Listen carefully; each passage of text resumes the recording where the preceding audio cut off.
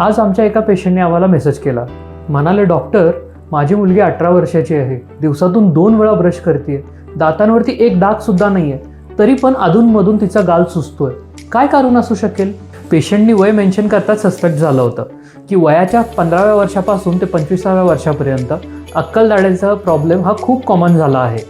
आपले दात किती जरी चांगले असतील तरी आपल्या जबड्यामध्ये जर जागा नसेल तर अक्कलदाढ हिरडीमधून बाहेर येताना ही त्रास देतेच.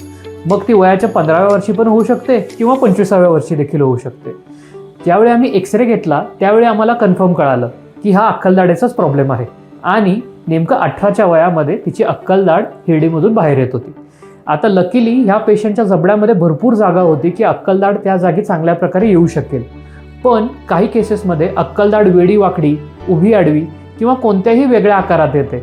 त्या केसेसमध्ये जबडा सुजणे, थोडासा पस होणे, आ करताना त्रास होणे हे होऊ शकतं.